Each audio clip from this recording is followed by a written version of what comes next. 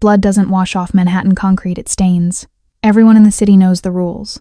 Don't stare, don't ask, and if you hear the howl, you leave. Not tomorrow, not in 5 minutes, now. The Moretti name carved itself into New York's underworld with the precision of a scalpel and the brutality of a sledgehammer. But it wasn't Don Enzo Moretti who made grown men cross themselves before bed. It was what walked beside him, what hunted for him, what fed for him. They called it Nero. The wolf stood taller than any natural beast had a right to, black as spilled oil, eyes like sulfur burning through fog. It moved through the boroughs like a shadow with teeth, and wherever it went, the streets emptied. Junkies abandoned their corners. Dealers pocketed their product. Even the rats seemed to know better, retreating into sewers and subway tunnels, anywhere the creature's massive paws wouldn't tread. Some said Enzo found it in the old country, that his grandfather made a pact with something ancient beneath Sicilian mountains. Others whispered it was born the night Enzo's father was murdered, spawned from vengeance and grief, a curse made flesh. The conspiracy theorists on late-night forums debated whether it was a trained wolf, a hybrid, or something the government cooked up in a lab. The truth didn't matter. What mattered was the body count. Nero didn't just kill, it erased. Men who crossed the Moretti family vanished, leaving behind nothing but crimson smears and the lingering stench of copper and terror. The NYPD had a file 3 inches thick of unexplained deaths, all bearing the same signature: massive lacerations, crushed bones, victims found in places no animal should have been able to reach. 5th-floor apartments, locked warehouses. Once, horrifyingly, inside a bank vault, the file sat in a basement drawer, gathering dust. No detective wanted to be the one who ended up in it. Don Enzo Moretti moved through his empire with the calm of a man who'd never known fear, because he'd leashed it and made it his. At 43, he was handsome in that dangerous way women wrote songs about, and men envied from safe distances. Silver threaded through his black hair like promises of violence kept. His suits cost more than most people's cars, tailored to perfection, never a thread out of place even when he personally delivered judgments that left rooms resembling abattoirs. He didn't need to raise his voice. He didn't need to threaten. Everyone knew what walked 3 paces behind him, close enough to strike, far enough to seem like a choice, like mercy. Tonight, Enzo walked through the meatpacking district, Nero's claws clicking against wet pavement, the sound echoing off brick walls like a countdown. His men flanked him at a respectful distance, respectful of Nero, not Enzo. They'd die for their boss. They were terrified of his wolf. The meeting had gone well. A rival crew had seen reason, which meant they'd seen Nero's teeth. Cooperation purchased with fear lasted longer than cooperation purchased with money. Enzo understood this fundamental truth better than anyone, but then he saw her. She shouldn't have been there. The smart ones knew to clear out when word spread that Enzo was moving through a neighborhood. Yet there she stood, or rather, stumbled a young black girl, maybe 19, wrapped in layers of mismatched clothing. A torn backpack clutched to her chest like it contained the world's last treasures. Her hair was pulled into a tangled ponytail, her face gaunt with the kind of hunger that had become a permanent resident in her bones. Imani Rivers had been invisible for so long she'd almost forgotten what it felt like to be seen. She'd spent 3 years perfecting the art of not existing, sleeping in subway cars, moving between shelters when the weather turned vicious, singing for change in tourist-heavy areas where people were too busy with their phones to really look at her. Her grandmother's songs kept her company, old spirituals and blues that felt like prayers set to melody. They were all she had left of home, of family, of a time before everything crumbled. She wasn't supposed to be in the meatpacking district this late. She'd gotten turned around, trying to avoid a group of men who'd been following her for 3 blocks. Now, exhausted and disoriented, she stumbled on a broken piece of concrete, her backpack slipping from her grip, contents spilling across the sidewalk, a water bottle, a stolen granola bar, a photograph so worn the faces had nearly faded into ghosts. The clicking stopped. Imani looked up, and her blood turned to ice water. The wolf stood 15 feet away, massive and impossible, steam rising from its nostrils in the October chill. Its eyes locked onto hers, and in that moment, Imani understood every urban legend, every whispered warning, every prayer her grandmother had taught her. This wasn't an animal. This was wrong nature twisted into something that shouldn't exist, bound by rules that predated laws and civilization and mercy. Behind the beast, a man in an expensive suit watched with the detached curiosity of someone observing an experiment.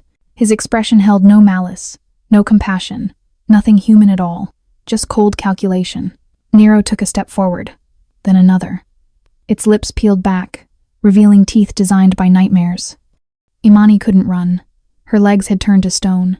Her breath came in short, sharp gasps that fogged the air between her and death. Her mind screamed, fragmented thoughts colliding. This is how I die. This is how it ends alone, and forgotten in a city that never knew my name. And then, without conscious thought, without plan or prayer, she did the only thing her grandmother had taught her that ever made the darkness retreat. She sang. The melody tumbled from her lips, raw and unpolished. A spiritual her grandmother had learned from her grandmother, passed down through generations of black women who'd survived things that should have broken them. The words were about rivers and crossing over, about burdens lifted and souls set free, about finding light in places where light had no business being. Nero stopped. The wolf's ears swiveled forward, its head tilting with an almost human gesture of confusion. The sulfur eyes narrowed, then widened. Something rippled through its massive frame. Not quite recognition, but not quite confusion either. Something older. Enzo Moretti, for the first time in 15 years, felt surprise pierce through his carefully constructed armor. He watched as Nero, the unstoppable force, the curse that had never hesitated, never wavered, froze. The beast's entire body went rigid, muscles coiled but not attacking, as if the song had wrapped invisible chains around something deep inside it. Imani kept singing, her voice growing stronger even as tears streamed down her face, even as her body shook with terror. She sang because it was all she had left. She sang because stopping meant dying. She sang because somewhere, somehow, her grandmother was listening. And in the space between one note and the next, everything changed. Imani Rivers learned early that survival meant swallowing your voice. She was 7 when her mother overdosed in a Baltimore motel room, the needle still dangling from her arm like an accusation. 7 when she entered the system, shuffled between foster homes like a package nobody wanted to sign for. The Johnsons kept her for 8 months before deciding their biological son needed the attention more. The Pratts lasted 6 weeks. Turned out they'd only wanted the monthly check. The Rodriguezes were kind until their marriage collapsed, and Imani became collateral damage in a divorce neither party wanted to remember. By 13, she'd lived in 11 homes. By 15, she'd stopped counting. Her grandmother was the exception, the singular point of light in a childhood designed by bureaucratic indifference. Mama Eloise had fought through red tape and poverty to get custody, pulling Imani out of the system and into a cramped Harlem apartment that smelled like cocoa butter and old books. For 3 years, Imani knew what home felt like.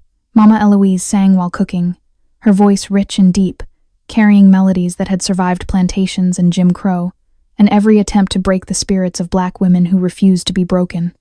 This song, Mama Eloise had said one winter evening, teaching Imani the spiritual that would later save her life, came from your great-great-grandmother. She sang it crossing the Delaware, helping people find freedom. It's got power in it, baby. Real power. The kind that sees into souls and calls out what's hidden there.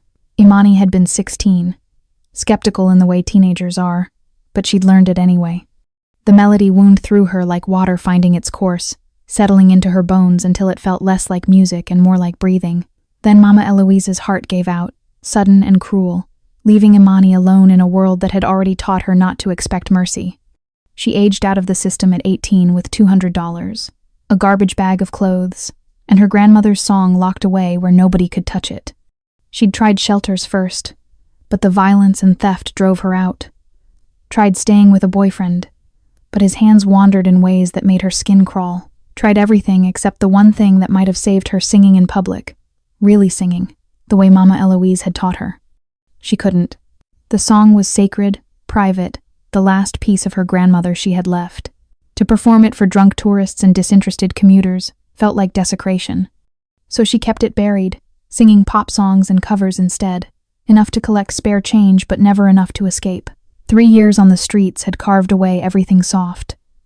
She'd learned to sleep light, to hide her period, to piss in alleys without shame.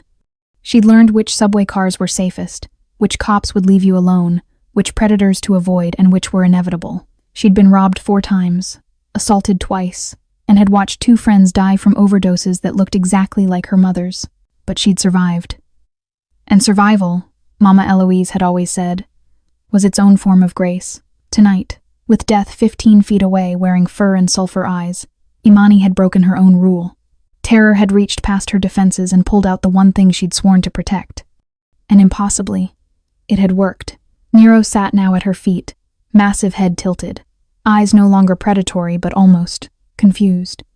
Searching. The wolf that had terrorized Manhattan for years sat like a trained dog, waiting for something only Imani seemed able to provide. Behind the beast, Enzo Moretti's expression had shifted from cold calculation to something far more dangerous interest. He studied her the way men study puzzles they're determined to solve, the way generals study terrain before invasion. "What did you do?" His voice was silk over steel, accented with old-world Italy his grandfather had brought over in 1952. Imani's voice shook but held. "I sang." "I have ears. What did you sing?" She met his eyes, and something sparked between them. Not quite attraction, not quite recognition, but acknowledgement. Two people who'd survived things that should have destroyed them, now locked in a moment that would define everything that followed. Something private. Enzo's jaw tightened. Men didn't tell him no. Women certainly didn't. But before he could respond, Nero shifted, pressing closer to Imani's leg with a gentleness that seemed obscene in a creature built for murder. The wolf had chosen. And in Enzo's world, choices had consequences. "Come with me." Not a request, a command wrapped in inevitability. "No." His lieutenants tensed, hands moving toward weapons. But Enzo raised one finger, stopping them. His eyes never left Imani's face. "Then he stays with you. And if he stays, I stay. You understand what that means? I go where he goes." "Which means you just became the most valuable and most dangerous person in New York." He stepped closer, and Imani caught his scent. Expensive cologne, gunpowder, and something darker. "So, we do this the easy way, where you live in comfort and safety. Or we do this the hard way, where I have my men shadow you every second while you freeze on these streets. Your choice." It wasn't a choice at all. And they both knew it.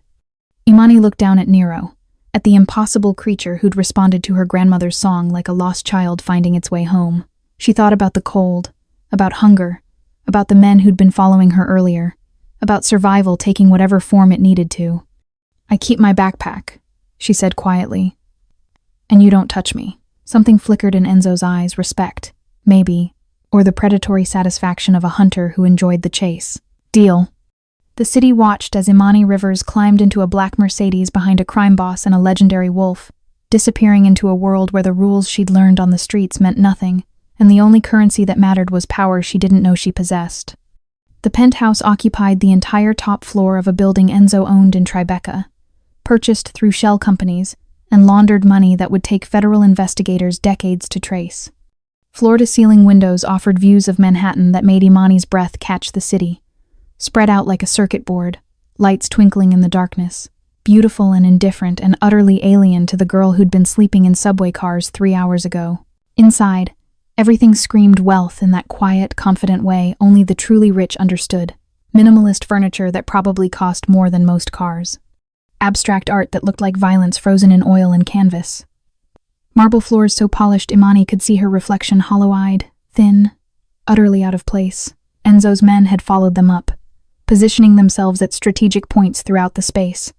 They watched her the way predators watch prey that's wandered into their territory, uncertain whether to attack or wait for permission. Nero ignored them all, padding after Imani as she moved through the space, staying close enough that she could feel his body heat. His presence a constant reminder of the impossible thing that had happened on that street. "Bathrooms down the hall," Enzo said, shrugging out of his jacket. Beneath it, he wore a holster with a gun that looked custom-made. "Shower. Clean clothes in the guest room. My sister leaves things here. You're roughly the same size." Imani wanted to refuse on principle, but she hadn't showered in 4 days. Pride was expensive, and she'd already spent too much of it tonight. 20 minutes later, she emerged clean for the first time in what felt like years, wearing designer jeans and a cashmere sweater that probably cost more than everything she'd owned combined. Her hair was still damp, loose around her shoulders, and without the layers of street grime, she looked younger, vulnerable. Enzo had changed too, now wearing slacks and a black t-shirt that did nothing to hide the muscle underneath. He was pouring whiskey expensive, based on the bottle, and gestured toward the couch. "Sit. I'm not a dog. No. You're the girl who controls my wolf. which makes you either the most important asset I've acquired this year, or the most significant threat. I haven't decided which. Nero had settled by the window, watching the city with an intensity that felt almost human. Imani sat, keeping distance between herself and Enzo, hyper-aware of his men positioned throughout the penthouse like chess pieces waiting for deployment. "How long have you had him?" she asked. 15 years. Since I was 28. Enzo settled into a chair across from her, whiskey glass balanced on his knee. My father had just been killed, rivals thought. Taking out the old man would destabilize the family. They were wrong. Nero appeared the night after the funeral. I woke up and he was in my bedroom, staring at me. Should have killed me. Didn't. What happened? He followed me, everywhere, killed anyone who threatened me. Within 6 months, I'd consolidated more power than my father had in 20 years. The Moretti name became synonymous with something beyond violence, with something supernatural. His eyes found hers, sharp and assessing. I never questioned it, never looked for explanations. Nero was mine, and that was enough. Until tonight. Until tonight, he agreed, when a homeless girl sang a song and my apex predator became a house pet. So you'll understand my curiosity. What did you do? Imani held his gaze, refusing to look away even though every instinct screamed at her to submit. My grandmother taught me that song. She said it had power, that it could see into souls, call out what's hidden. I never believed her. Not really. And now I don't know what I believe. Enzo leaned forward, close enough that she could see the flecks of gold in his dark eyes, close enough to smell the whiskey on his breath. Here's what's going to happen. You stay here. You figure out how to control him. You keep him manageable. In return, I pay you. Handsomely. You get safety, comfort, everything you need. I'm not a pet either. No. Your leverage. Your power. You're the thing that's going to shift the balance in this city, because everyone who fears the wolf now has to fear the girl who commands him. His voice dropped lower, intimate and dangerous. But understand this, you run, he follows. And where he goes, I go. There's no escape. Not anymore. You sang that song, and it bound all three of us together. The truth of it settled over Imani like a weight. She'd stumbled into something vast and dangerous, something she couldn't fully comprehend, but she'd survived worse. She'd endured foster homes and abandonment, and 3 years of street life. She could endure this. What if I can't control him? She asked. Then we're all fucked. Enzo smiled, and it was the most honest expression she'd seen from him, the smile of a man who'd built an empire on risk and wasn't afraid of one more gamble. But I don't think that's going to happen. I think you're stronger than you look. I think you've been surviving impossible things your whole life. And I think whatever connected you to Nero goes deeper than a song. He stood, towering over her, and for a moment Imani felt the full weight of his presence. The violence barely contained, the intelligence sharp enough to cut, the loneliness he hid behind power and fear. Guest room's yours. Don't leave without telling me. Don't test the boundaries, yet you haven't earned that privilege. He paused at the hallway entrance. And Imani, welcome to the cage. It's gilded as fuck, but it's still a cage. Question is whether you're prisoner or partner. He disappeared into the darkness, leaving her alone with a wolf who'd chosen her and questions that had no answers. Nero raised his massive head, sulfur eyes meeting hers, and for the first time, Imani saw past the monster everyone else feared. She saw pain, recognition, a creature trapped in violence it hadn't chosen, bound by something neither of them understood. She moved to sit beside him, hand hovering over his fur, waiting for permission. Nero leaned into her touch, and somewhere in the city below, in the streets Imani had called home, life continued without her. Oblivious to the fact that a homeless girl had just become the most dangerous piece on a chessboard, where the stakes were measured in blood, and the rules were written by men who believed power was the only language worth speaking. 3 weeks passed like water finding new channels, reshaping everything it touched.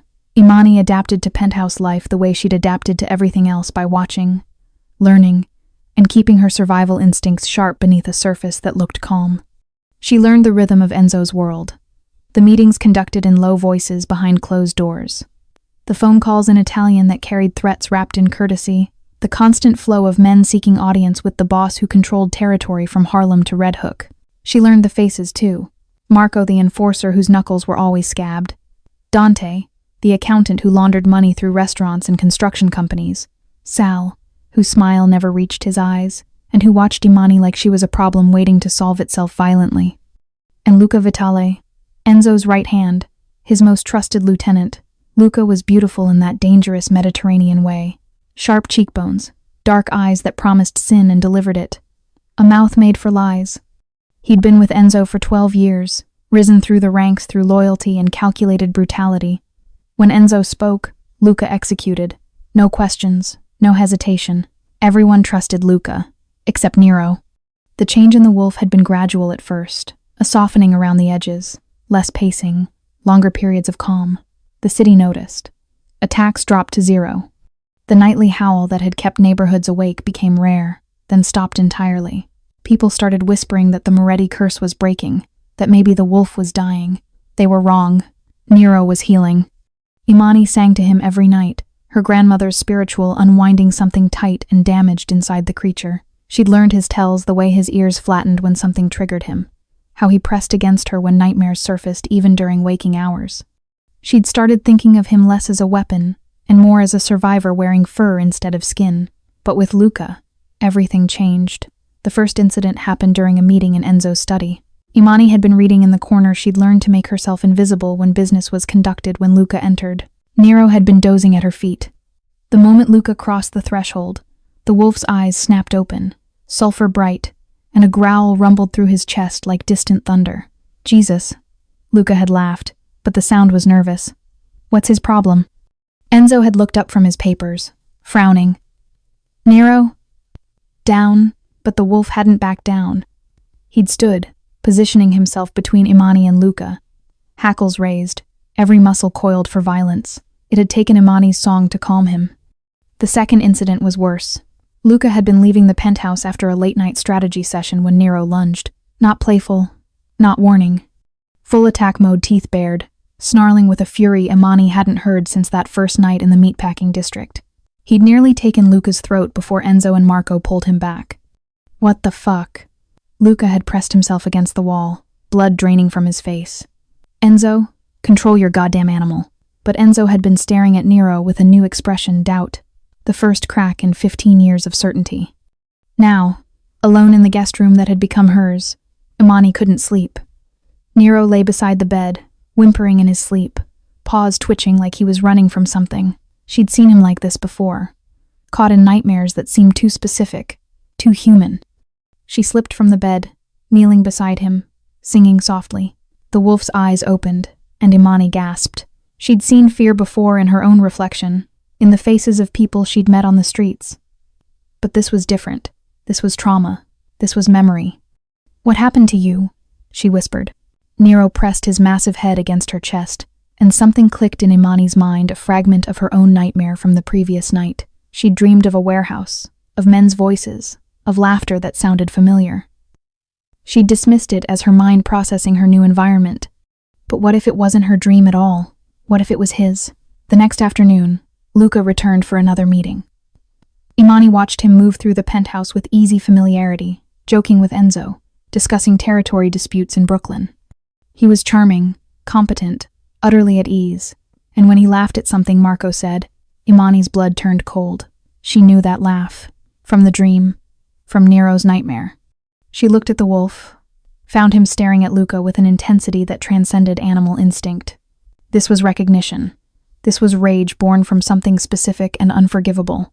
That night, after everyone had left, Imani found Enzo in his study, whiskey in hand, staring at surveillance feeds from his various businesses. Luca hurt him, she said without preamble. Enzo's hand stilled on the glass. What? Nero. Whatever he is, however he came to you, Luca did something to him. Years ago, maybe, but the wolf remembers. That's why he attacks him. That's why he's violent only with Luca. That's impossible. Luca's been with me since... He stopped, calculations running behind his eyes. Since 6 months after Nero appeared. How did Luca join your organization? Proved himself. Brought me intel on a rival family's movements.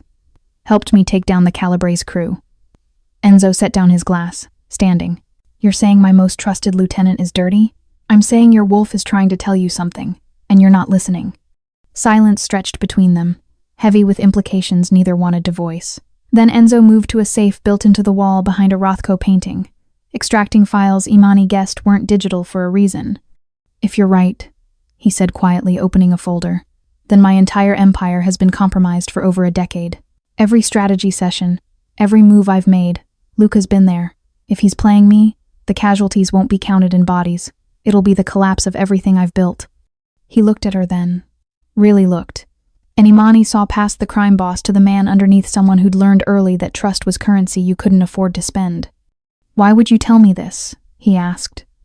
You could have stayed quiet, waited until Luca made his move, used the chaos to escape. Because Nero trusts you, and if he trusts you. She hesitated, surprised by her own words.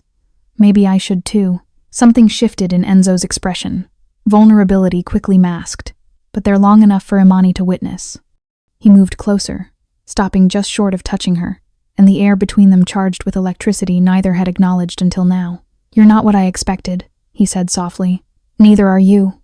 His hand lifted, fingers brushing her cheek, and Imani's breath caught. This was dangerous, not knife-in-the-dark dangerous, but the kind that rewired your survival instincts and made you forget why you'd built walls in the first place. If we're wrong about Luca. We're not, Imani interrupted. Nero knows. And so do you. You just don't want to believe it. Enzo's jaw clenched, and he stepped back, the moment fracturing. Then we dig, quietly. If Luca's a rat, he's a patient one. Which means whoever planted him is playing a long game, and if they're patient enough to wait 12 years. He grabbed his phone, texting rapidly. We spring the trap before they do. The nightmares got worse. Nero started waking Imani 3, sometimes 4 times a night, his massive body trembling, whimpers that sounded almost human escaping his throat. She'd sing until he calmed, but the terror in his eyes lingered, and with it came fragments of something darker. Imani began seeing them 2 flashes when she touched Nero's fur, images that didn't belong to her. A warehouse in Red Hook, chain-link fence, men in suits standing over something writhing on concrete, the sharp smell of blood and chemicals and fear. And always, underneath it all, that laugh. She'd started researching, using the laptop Enzo provided, digging through newspaper archives and police reports. Missing animals in the months before Nero appeared. A private security company that operated in Brooklyn. Whispers of illegal experiments, genetic manipulation, things that sounded like science fiction but left too many bodies in their wake. Then she founded a report from 16 years ago about a facility raided by the FBI. Illegal animal testing. Genetic modifications attempting to create enhanced security animals. The facility had been shut down. Its operators disappeared before charges could be filed. The location? Red Hook, the same warehouse from Nero's nightmares, one of the company's investors, buried deep in the financial records. Luca Vitale. Imani's hands shook as she stared at the screen. Luca hadn't just hurt Nero, he'd created him, or tried to. Whatever Nero was, whatever made him more than animal, it had started in that warehouse, and when the operation collapsed, Luca had found a new use for his failed experiment. He'd set Nero on Enzo Moretti. The wolf that had made Enzo's empire possible had been a weapon from the start, just not the one Enzo thought. And for 12 years, Luca had been perfectly positioned, using the very creature he'd tortured to elevate himself into Enzo's inner circle. That night, Imani showed Enzo everything she'd found. They sat in his study until dawn, piecing together a conspiracy that was elegant in its brutality. Luca worked for the Calabrese family, the one he'd supposedly helped Enzo destroy. But he hadn't destroyed it. He'd infiltrated it from within, while simultaneously infiltrating Enzo's organization. He's been playing both sides for over a decade, Enzo said, his voice deadly calm. The kind of calm that preceded hurricanes. Every move I made, every weakness I exposed, he reported back. They've been waiting for the perfect moment to strike. When? Imani asked. There's a major transfer happening in 3 days. Cash from our casino operations, 20 million. I'm supposed to be there personally, tradition, show of strength. He smiled, and it was terrifying. Perfect place for an ambush. You can't go. I have to go. Not going signals weakness. But now we know what they're planning. He stood, began pacing. We turn it. Use Luca's betrayal against them. But we need proof. Something concrete that forces him to reveal himself. They spent the next 48 hours constructing a trap within a trap, feeding Luca false information about the transfer, watching him relay it to contacts they now monitored. The Calabrese family took the bait, mobilizing for an attack they believed would catch Enzo vulnerable. They had no idea the wolf they'd created had changed sides. The night before the transfer, Imani found Nero on the balcony, staring at the city. She sat beside him, and he pressed against her warmth, solid and present. "Tomorrow you get justice," she whispered. "For what they did to you. For every nightmare. For every time they used you as a weapon, instead of treating you like what you are, a living thing that deserved better." Nero's eyes met hers, and Imani saw understanding, intelligence, maybe even gratitude. Behind them, Enzo watched from the doorway, something unreadable crossing his face. When Imani turned, he was already walking toward her, purpose in every step. "If this goes wrong tomorrow, it won't. If it does," he continued, stopping close enough that she could feel the heat of him, "I need you to know that you've changed things. Not just with Nero. With me. I've spent 15 years building walls, and you walked through them in 3 weeks singing a goddamn song." Imani's heart hammered. "Enzo," he kissed her, not gentle, not asking permission. A kiss that tasted like whiskey and danger and decisions that couldn't be unmade. Imani responded before her brain caught up, fingers gripping his shirt, pulling him closer, letting herself want something beyond survival for the first time in years. When they broke apart, both breathing hard, Enzo rested his forehead against hers. "After tomorrow, everything changes. Win or lose, the empire I built on fear ends. I'm tired, Imani. Tired of the violence. Tired of being the monster everyone expects." His thumb traced her bottom lip. "Help me build something different." "I don't know how," she admitted. "Neither do I.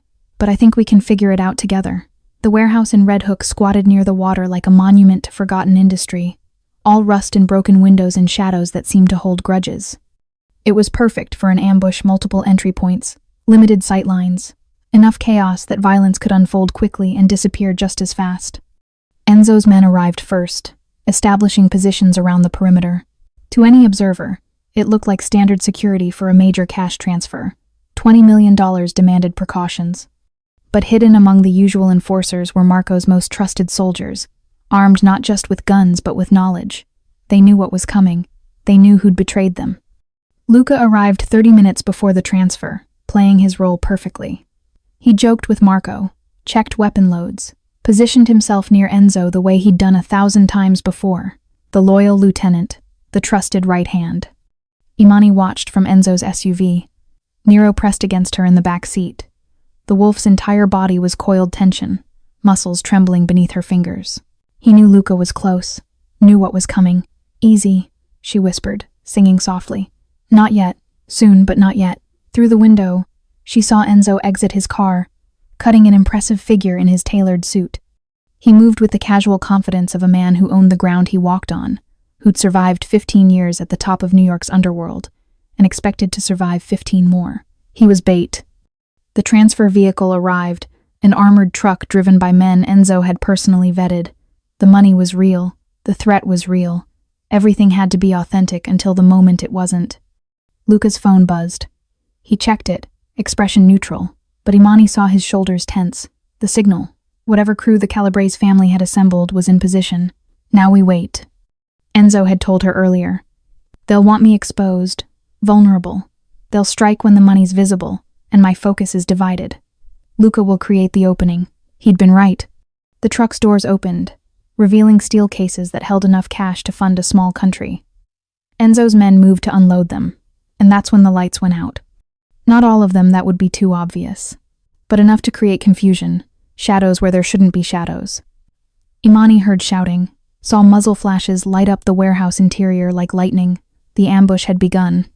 Gunfire erupted in controlled bursts, not the wild spraying of amateurs, but the disciplined fire of professionals who'd planned this down to the last detail. Enzo's visible guards went down, not dead, Imani hoped, but convincingly wounded. She saw Enzo dive behind cover, saw Luca move toward him, and her blood ran cold. This was the moment. Luca would position himself to take the shot everyone would assume came from the attackers. The perfect assassination. "Go," she whispered to Nero. The wolf exploded from the SUV. He moved like vengeance given form, black fur nearly invisible in the darkness, paws silent on concrete. Men shouted, tried to track him, but Nero was already past them, focused on a single target. Luca raised his gun, aimed at Enzo's exposed back. Nero hit him like a freight train, They went down in a tangle of snarling fury and human screams, Luca's gun skittering across concrete. Enzo spun, weapon out, and for a heartbeat everyone froze the attackers. Enzo's men, even the darkness itself, seemed to pause. Then the lights came back on, all of them, flooding the warehouse with harsh fluorescence that turned shadows into exposure. The Calabrese soldiers found themselves surrounded by Enzo's real force. 50 armed men who'd been hidden in positions the attackers never suspected. Marco stood at their head, grinning like a shark scenting blood. "Drop your weapons," Enzo commanded, his voice carrying over the sudden silence. "You're done." Most of them complied. A few didn't and paid for it. But all eyes were on Nero, on the massive black wolf standing over Luca Vitali with jaws clamped around his throat. Not biting down, not yet, but the promise was clear. One wrong move and Luca's betrayal would end the way all betrayals in Enzo's world eventually ended. In blood. Enzo walked toward them slowly, each step measured. When he reached Luca, he crouched, studying the man who'd been his right hand for 12 years. "I trusted you," Enzo said quietly. "Gave you everything. And you sold me out to the same people you helped me destroy. Why?" Luca laughed, the sound edged with hysteria. "Because you're a dinosaur, Enzo. You think old-world loyalty still matters. You think fear makes you strong.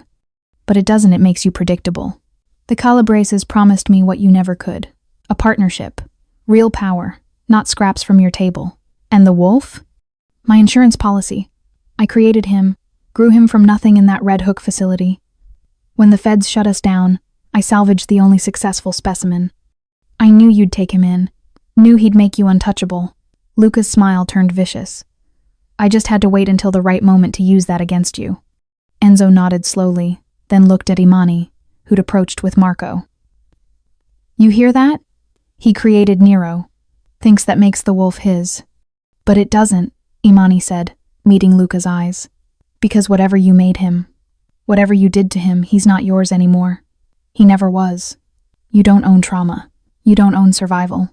She sang then, just a few notes of her grandmother's song, and Nero released Luca's throat, backing away but keeping his eyes locked on the man who'd tortured him into being. Luca scrambled backward, hand pressed to the puncture wounds in his neck. "You can't kill me. I've got information. Leverage. Contacts. In the Calabrese family, yes, I know. I've been recording your calls for the past 2 days." Enzo gestured, and Marco handed him a tablet showing texts, phone records, encrypted messages all laid bare. "I've already sent this to every family in New York. By morning, everyone will know you're a rat. The Calabreses will disavow you to save themselves. And my people..." He looked around at the assembled soldiers. "Well, they tend to take betrayal personally." Fear finally broke through Luca's composure. "Enzo, please, I'm not going to kill you," Enzo interrupted. "That would be mercy. Instead, you're going to disappear. No trial, no spectacle. Just gone. The Calabreses will think I killed you. My people will know you're alive somewhere, living with the knowledge that you failed. And every day you wake up, you'll remember that the wolf you created chose someone else, that the empire you tried to steal rebuilt itself without you." He nodded to Marco, who hauled Luca to his feet. "Wait," Imani said. She walked to Luca, close enough to see the hate and fear warring in his eyes. "You hurt him, tortured him, made him into a weapon. But you know what? You failed. Because weapons don't choose their targets. They don't heal. They don't feel. And Nero does all of those things." She smiled, and it was fierce. "So thank you for creating something beautiful and broken and strong enough to find its way to us." Then she stepped back and let Marco drag Luca into the darkness, his screams echoing off warehouse walls until they faded into nothing. The Calabrese soldiers were processed, arrested by cops. Enzo kept on his payroll. The money was secured. The trap had worked flawlessly. But as Imani stood beside Enzo, watching his empire reassert itself through calculated violence and strategic arrests, she realized something had fundamentally shifted. The man beside her wasn't the same crime boss who'd ordered her into his car 3 weeks ago. And she wasn't the same homeless girl who'd sung a song to save her life. They'd both become something new, something neither of them had names for yet. Nero pressed against them both, the wolf who'd bridged their worlds, and for the first time in 15 years of violence and fear, something like peace settled over the Red Hook warehouse. 6 months later, Manhattan looked the same from Enzo's penthouse windows, the same lights, The same traffic, the same city that never paused long enough to notice when things changed. But everything had changed. The Moretti Empire still existed, but it had evolved into something Enzo's grandfather wouldn't recognize.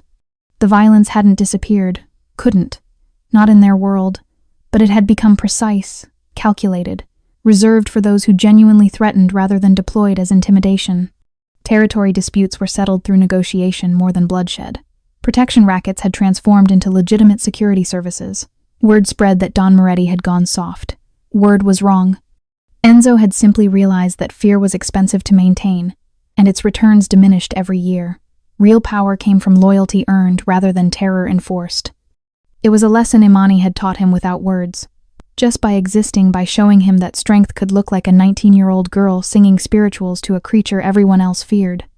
She stood now in what had been the guest room, but had gradually become her room, packing boxes with the belongings she'd accumulated.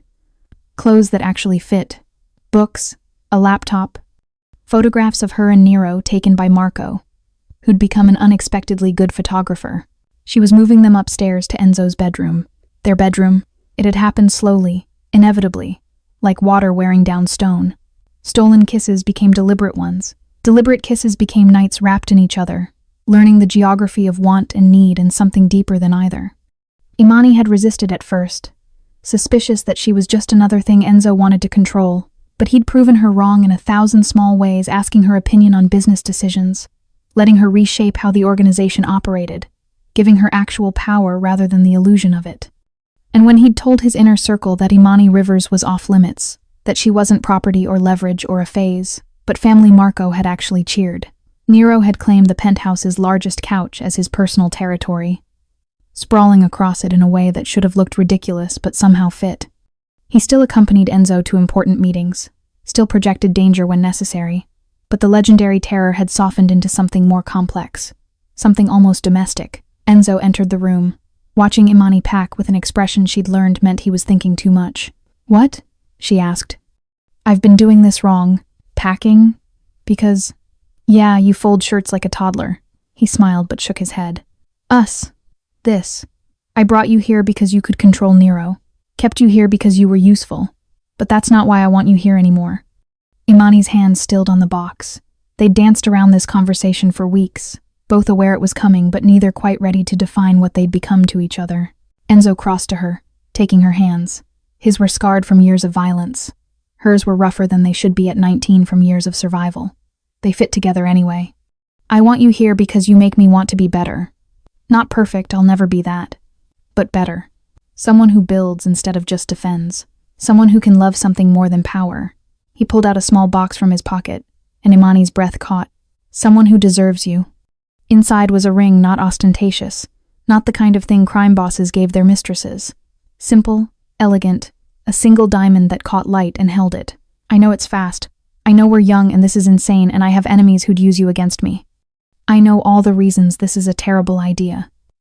He met her eyes, and vulnerability stared back at her, the kind that took more courage than violence ever did. "But I also know that waking up without you feels wrong now. That the empire I'm building only matters if you're part of it.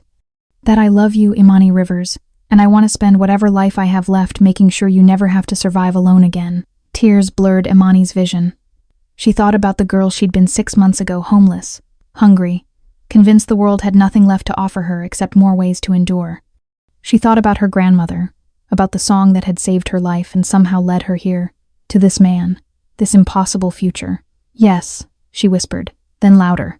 "Yes." Enzo slipped the ring on her finger, and it fit perfectly, and then he was kissing her like she was oxygen and he'd been drowning.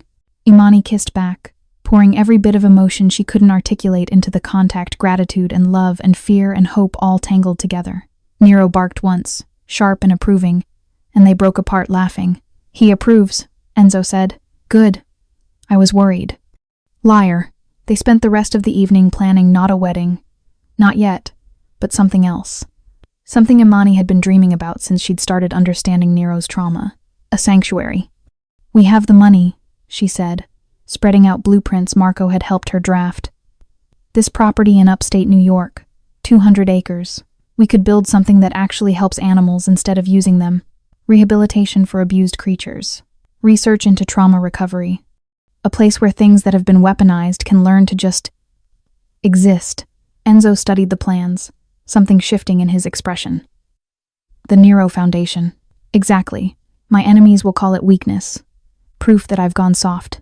Your enemies can go fuck themselves, Imani said sweetly. And Enzo laughed the real laugh, not the one he used for show, but the one reserved for moments when he forgot to be the boss, and just was. When do we start? Tomorrow? Tomorrow.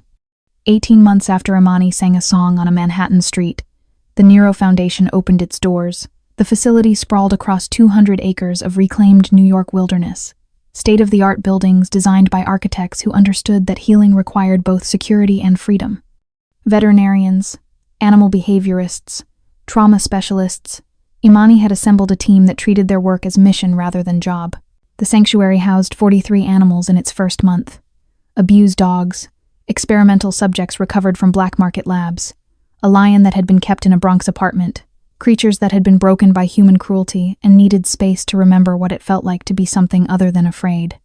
Nero visited weekly, walking the grounds with Imani, greeting the new arrivals with something that looked like kinship. He'd never be fully domesticated, too much of his origins remained mysterious, but he'd found peace, purpose beyond violence.